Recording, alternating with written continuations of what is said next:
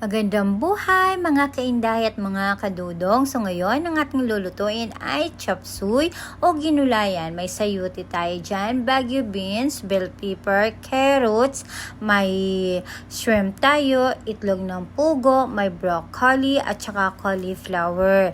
May bawang at saka sibuyas din tayo. So dyan po, hindi natin na ipakita ang ating atay ng manok at saka karne ng manok. So ngayon ang ating kadudong, magigisa na siya dyan ng bawang at saka sibuyas. So mga kainday, nakita nyo, nakakapurat lang yung inilagay niya, no? Hindi niya inilahat. Kasi hindi pa po yung gulay ang ilalagay niya dyan. Ang igigisa niya ay itong ating pang toppings na shrimp.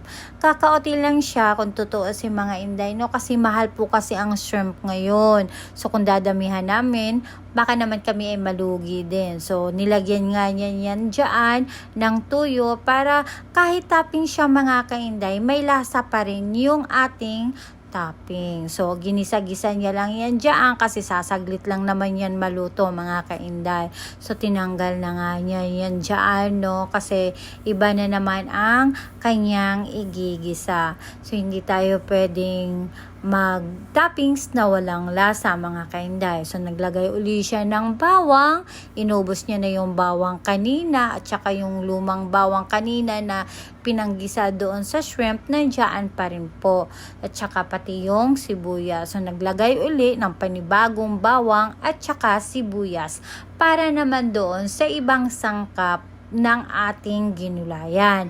So, inilagay na nga niya dyan yung atay. So, una niya yung ginisayan dyan, yung atay nga may lahok na nga na karne yan dyan, o tsaka yung balon-balunan ng manok. So kasama niya yan dyan, iniluto na, ginigisa niya yan. So ang ate kasing dudong, pagka nagigisa talaga ng mga pangsahog ng ating mga ulam, hindi niya muna yan nilalagyan ng mantika na marami. So, yung kakaoti muna. Tapos, ngayon pagka inilagay niya yung mga panlahok, pagka kulang sa mantika, saka siya nagdadagdag. Kasi, ayaw niya kasi mga kainday na yung mga nilulutong ulam, medyo mamantika na kahit gulay, mamantika, no? Depende po talaga sa klase ng ulam na kanyang niluluto. So kung may mga gata, yun, gusto niya yan nilalangisan. Naglalangis talaga yung gata, yun naman yung gusto. So kanina nga mga kainday, pagkatapos niyang naigisa yung ating mga sangkap na atay ng manok, karning manok at saka balon-balunan, inilagay na nga niya yung cauliflower, yung broccoli, yung sayuti at saka eto ng carrot. So, pinagsama-sama niya na yan dyan. Ginigisa niya lang. Tsaka, kung pansin nyo, kakauti na lang din yung sabaw yan dyan, no? Siya naman, pagka sa ganyang ulam ay hindi yan dapat maraming sabaw.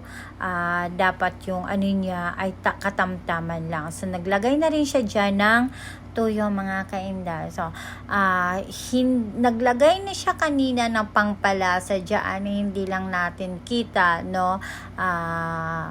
Baka na cut uli, kaya hindi nakita.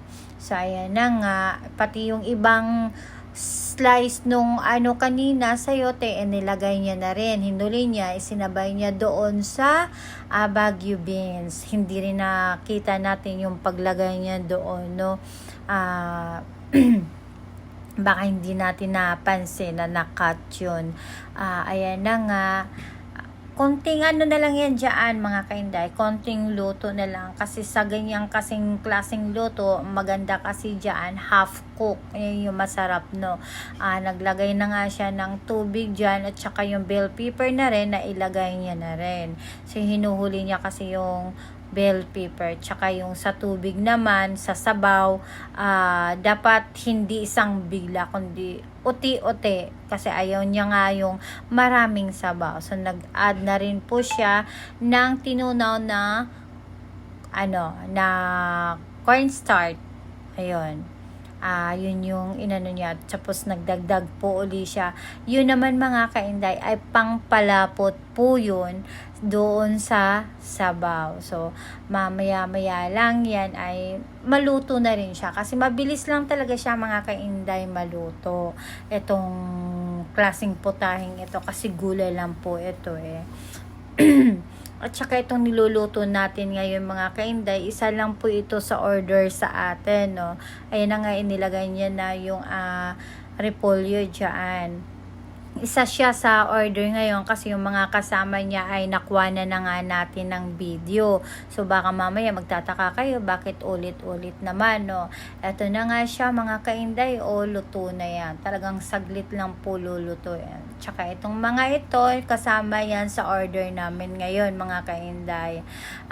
Please mga kainday, share nyo ang aming vlogs, likes, and subscribe mga kainday. Salamat sa panunood. At saka sana po hindi kayo magsawa sa panunood ng aking binablog araw-araw. At saka order na po kayo sa amin. Yay, murang-mura lang po talaga. Thank you mga kainday.